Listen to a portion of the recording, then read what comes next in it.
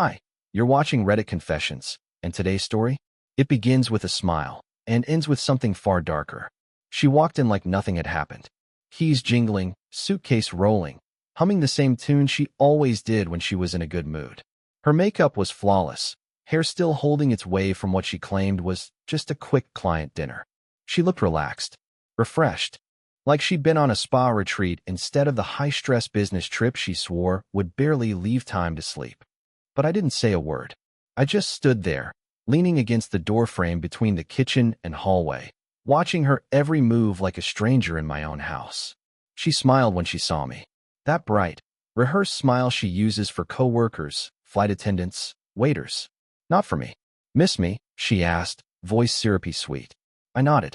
Still didn't speak. Because the note was already on the table, folded neatly beside her favorite mug, the one with the chipped rim and faded lettering from our first vacation. She hadn't noticed it yet. Not while she was busy pretending this was a normal return. I counted the seconds it took. 3 steps into the kitchen, a glance toward the fridge, her hand reaching for the mug, and then pausing, eyes locking onto the envelope, her name scribbled in my handwriting. And suddenly, silence. No more humming. No more casual questions. Just her heartbeat pounding hard enough that I swear I could feel it from across the room. She didn't open it right away. She looked at me first. Not confused. Not curious. Just scared. Colby, she said quietly, what is this? She already knew. That's the thing. People only ask that when they know exactly what it is. She picked up the envelope like it might explode. Slid her finger under the flap, pulled out the photo, one glossy print, high resolution, time-stamped, emailed to me by a stranger with no subject line and no explanation. Her. On a balcony, wine glass in hand, lips against someone else's neck, wearing the same blazer she'd packed for Omaha. The smile vanished from her face in pieces, first the eyes, then the cheeks, and finally her lips, which parted just enough for a shaky breath that gave her away more than anything else ever could. I can explain, she whispered, but I didn't want an explanation. I wanted the truth, and I was finally ready to hear it. She stood frozen, fingers trembling around the photo like it was made of fire. I could see her calculating, not the truth, but the lie, the version she thought might still save her. That's when I knew she hadn't just made a mistake. She had made a plan. This wasn't guilt. This was fear of exposure. And fear only comes when there's something worth hiding. I swear, Colby, it was just dinner. Don't. My voice cracked, not with anger, but with exhaustion. Please don't insult me on top of it. Her mouth opened again, probably to tell me how it wasn't what it looked like. But how else do you explain a photo of you barefoot on a hotel balcony with another man's hands around your waist? Unless that's standard protocol for late-night contract negotiations now. She set the photo down like it weighed too much. The silence stretched. And in that stillness, I did something I never thought I would. I laughed. Not loud, not bitter. Just a soft, stunned laugh that left my throat without permission. That laugh scared her more than shouting ever could. I should have known, I said finally. You were different the night before you left. You kissed me like it was an obligation. Like I was background noise. She flinched at that. Good. I needed her to flinch. I needed something to land. I didn't plan for this to happen, she whispered. He's just someone I met at the hotel bar.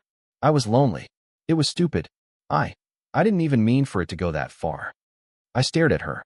Then why did you book the same hotel we went to on our 3rd anniversary? Her eyes widened. She hadn't expected me to know that. But the booking confirmation sent anonymously had every detail, the ocean view suite, the couple's massage package, even the 2-for-1 champagne brunch. It was a romance package. Not a mistake. Not loneliness. It was premeditated. I wasn't angry. Not in the way I thought I'd be. I felt hollow. Like my body was here, but the rest of me had stayed behind the moment she stepped through that door pretending everything was fine. And in that emptiness, I finally said what had been clinging to the back of my throat since she walked in. So, how long has it been going on? She looked down. No denial this time. Just quiet. And that silence? It told me everything I needed to know. She didn't answer. She just stood there, shrinking beneath the weight of the question like a child caught stealing. I could practically see her mind scrambling for a version of the story that would hurt the least. But there's no way to decorate betrayal. It doesn't wear soft colors. It arrives in silence, sits at your dinner table, and pretends to be love while it rots you from the inside. I turned away from her before she could speak, not because I didn't want the answer, but because I already knew it. You don't book a couple's weekend with a stranger you met at a bar. You don't risk a 12-year marriage for someone you barely know. No, this wasn't a moment of weakness. It was a secret life stitched into mine without my consent. I didn't want to ruin us, she finally said, her voice so low I almost missed it. I blinked. The absurdity of that sentence punched me harder than anything she could have confessed. Didn't want to ruin us? What did she think this was, maintenance? Did she think lying about business trips, disappearing for nights at a time, emotionally abandoning me in our own home, was somehow protecting what we had? Ivy, you didn't just ruin us. You replaced me in my own marriage, I said, keeping my voice steady only because there was nothing left to shatter. You came home smiling. You walked in here with sunshine in your voice, humming a tune, like you were still the woman I married. Were you hoping I'd never find out? I didn't know how to stop, she whispered, eyes brimming. That's when it hit me. The affair wasn't new. The photo was just the first time it bled into my world. She hadn't slipped. She had been living in two separate realities, one where she played wife to me, and another where she played something far more passionate to someone else. I started replaying the past year in my head. All the postponed date nights, the client dinners that always ran late, the sudden gym membership she never used before. It was all there, in plain sight, dressed up as progress, commitment, independence. And I had applauded it. The weight of my own blindness made my knees weak. I sat down at the edge of the couch, my fingers digging into my thighs just to feel something real. Ivy stayed standing, like a statue with guilt carved into every corner of her face. She wanted to comfort me. I could see it. Her hands twitched. Her mouth opened again. But there was no apology big enough to fit what she'd done. I didn't cry. I wanted to. But I think I'd already used up every tear in the years I spent believing she loved me the same way I loved her. Maybe that was the most humiliating part. I had poured myself into this marriage, watered it daily, only to realize she'd already set fire to the roots. I looked up at her, and the words came out before I could stop them. Was he here? In our house? She didn't respond. And that silence? It was louder than a confession. Her silence spread across the room like a fog. Heavy, uncomfortable, honest. I stared at her for a few seconds longer, waiting for her to say something. Anything. That would at least let me cling to the fantasy that some part of this wasn't as bad as it looked. That maybe she hadn't brought him into the place I had painted, repaired, lived in. The place I thought was sacred. But the longer she stood there, the clearer it became. He'd been here. In my home. Probably drank my coffee, maybe sat in my chair, possibly even slept in the bed I built with my own hands during our first year of marriage when money was tight, and we couldn't afford anything else. The room was spinning, and not in a dramatic, movie kind of way. It felt like reality itself was bending. My chest tightened as my eyes scanned the walls, the furniture, the photos on the mantel. All these objects I'd once taken comfort in, suddenly they felt foreign, violated. It was like discovering a stranger had been living in your house, wearing your slippers, laughing in your kitchen, whispering into the ear of the person you trusted most. I stood up slowly, my knees stiff and locked. I need to know, I said, my voice barely above a whisper. Tell me where? Tell me when. I want the details now. All of them. She looked like she might break in half. Colby, it won't help anything. It will help me understand what the hell I've been living with. I snapped. My voice cracked, and I hated how desperate it made me sound. I sounded like a child begging for answers, for something solid to stand on, even if it burned. She finally sat down at the edge of the couch, a good 6 feet from me, like the space might keep her safe. It was 3 times. Once here, twice when you were at that developers conference last fall. I didn't mean for him to come over. It just happened. It just happened. I repeated, stunned. Like you tripped and fell into bed with him? I didn't plan it, she shouted, her voice cracking now too. I didn't even think he'd say yes. God, I don't know why I even invited him here. I was lonely. I was angry. You were so busy. You weren't seeing me anymore. I felt invisible. I laughed bitterly. So you made me disappear in return. She started crying, the kind of crying that shakes the whole body. But it didn't touch me. Not this time. Because I realized, for the first time, how many nights I had cried alone while she was pretending to be mine. I had told myself I was overreacting, that her distance was stress, hormones, work. I made excuses for her emotional absence, not knowing she was filling the silence with someone else's voice. I was still wearing the ring, I said, staring at her tear-streaked face. Still believing in forever while you were rearranging your future. She didn't say anything to that. She couldn't. And then I remembered something that made my stomach churn. 2 months ago, she had suggested we get rid of the couch. This couch. Said it was old and bad for her back. I hadn't understood why it came up out of nowhere. But now I did. This was the couch. This was where it happened. She tried to erase it by replacing the furniture. But now I knew. And I would never unknow it. I couldn't sit anymore. I couldn't breathe in that space. Every surface felt contaminated, like his fingerprints were smeared across the doorknobs, the light switches, the glass she was now holding with both hands like it was a shield. I needed to move, but every step I took inside the house felt like trespassing. I had built this life from the ground up, and now I was the one who didn't belong in it. I walked toward the hallway, not knowing where I was going, just needing to put distance between myself and the wreckage. I paused in the guest room doorway. It hit me like a punch. The sheets. The curtains. She had recently redone this room, claimed she wanted a fresh space for when her sister came to visit. But Ivy's sister had never stayed with us. Not once. I turned slowly to face her. You didn't use our bed, did you? She looked down again, and that was enough. I didn't need her words anymore. Her silence said what her mouth wouldn't. The betrayal was so much more layered than I'd imagined. She had created a second version of our home, a space just far enough removed from our bedroom to make her infidelity feel like a secret she could file away. A backup reality. And I had slept through it. Worked 2 rooms down while she played house with someone else. Who is he? I asked, my voice quieter now. The rage had fizzled. All that remained was a dull ache, the kind that stays behind your ribs long after a wound closes. She hesitated. His name's Dylan. He used to work for one of our clients. Used to. We cut ties with his firm months ago, but we kept in touch. It wasn't supposed to mean anything, Colby. It was just someone to talk to. It only became physical once. Once I felt like we weren't even a team anymore. I scoffed. So you filled the silence with moans. She flinched. Please stop. Stop? I haven't even started. You think I care what his name is? I asked so I could know who the hell replaced me while I was still alive and breathing in this house. You didn't even bury me before you moved on. Her face twisted like I'd slapped her. Good. I wanted her to feel that sting, the raw edge of what she'd done. For years, I had folded her laundry, listened to her rants about annoying coworkers, made her tea when her cramps hit like a freight train. I'd loved her quietly, consistently, fully. And she repaid me with polite lies and orchestrated disappearances. I deleted him, she said suddenly. From everything. After that last weekend. I knew it had to stop. I came home ready to fix this. Fix? I almost laughed. I'm not a cracked window, Ivy. I'm a person. And you didn't come home to fix us. You came home hoping I'd never find out. That part cut her. I could see it. She had convinced herself of the narrative where I stayed clueless, and she carried her secret like a private scar no one could see. She thought she could manage the damage, control the narrative, reframe the past. But I wasn't going to give her that comfort. Because what she broke wasn't just trust, it was reality.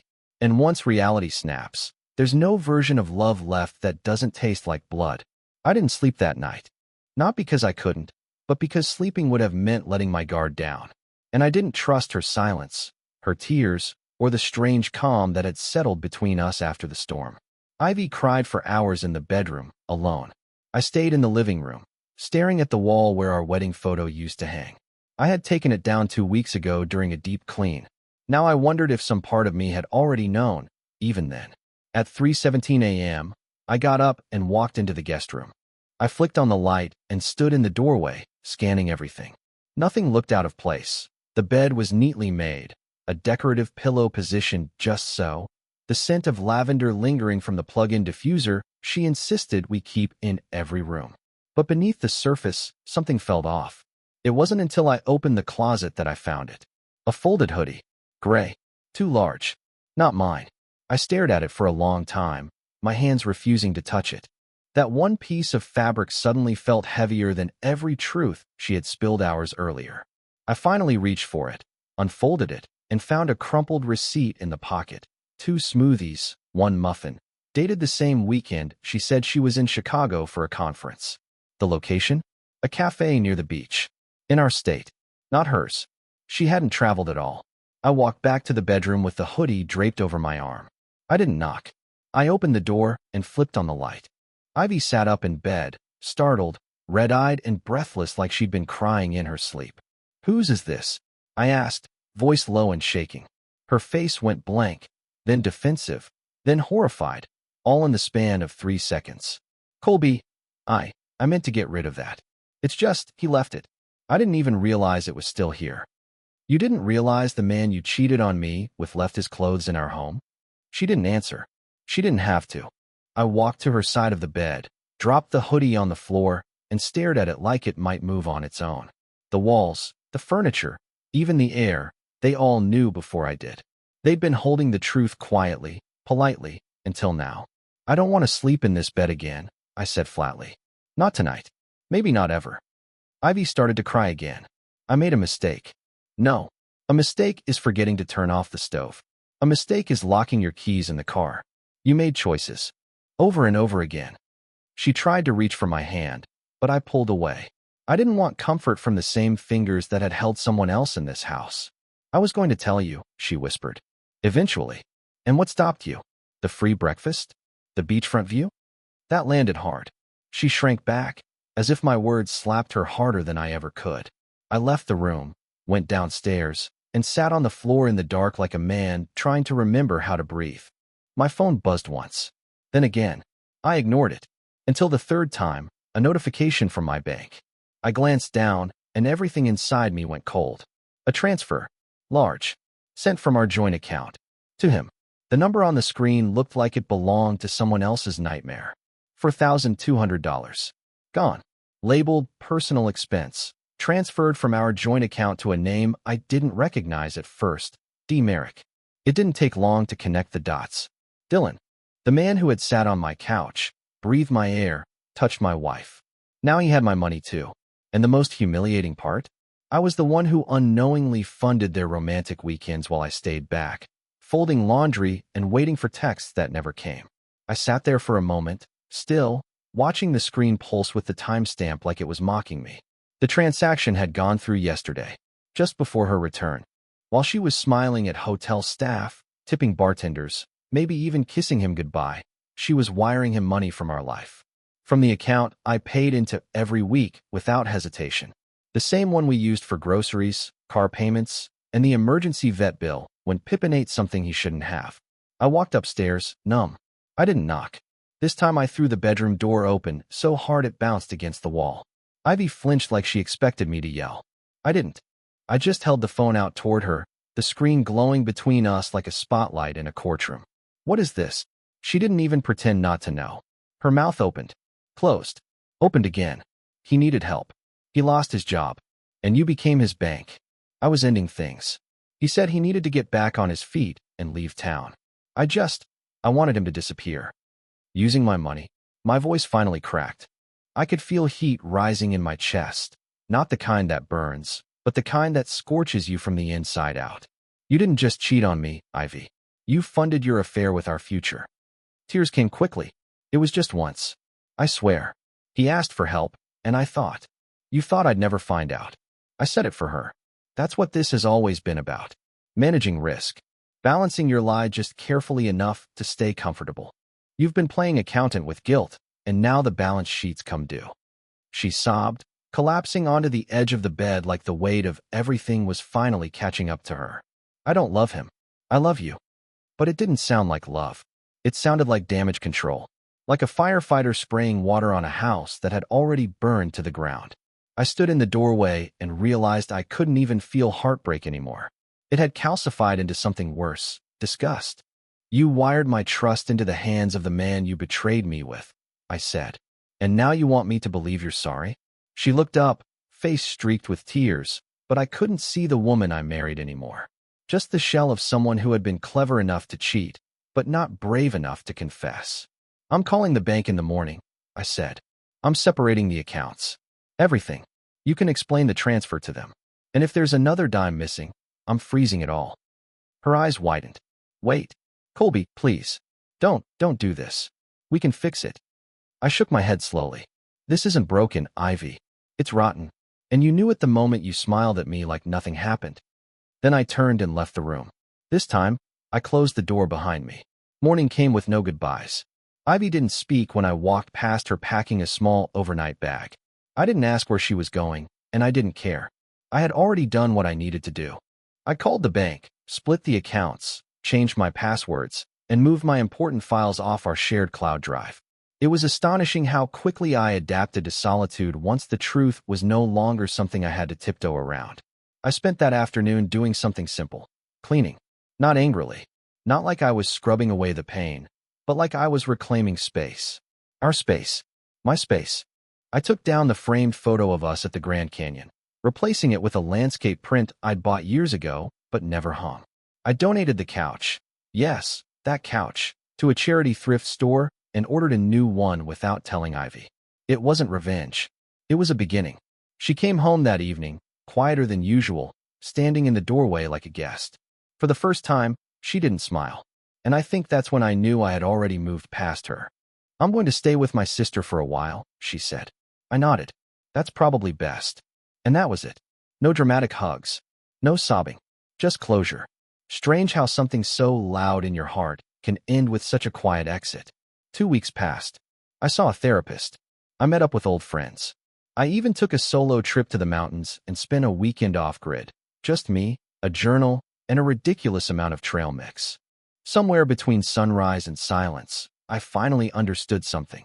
I wasn't the man she left behind. I was the man who stayed and grew. Last night, I smiled in the mirror for the first time in months. A real smile. Mine. Not because I forgave her, but because I finally forgave myself for staying too long, for trusting too blindly, for forgetting that my peace matters too. So yes, this story started with her smile turning to panic. But it ends with my smile, one that finally feels real. Thank you for following my story. Now it's your turn. What moment in this story hit you the hardest? Was it the photo, the hoodie, or the money transfer? Drop your thoughts in the comments below. We read every single one. And don't forget, you're watching Reddit Confessions, where every story ends with truth, and sometimes even healing.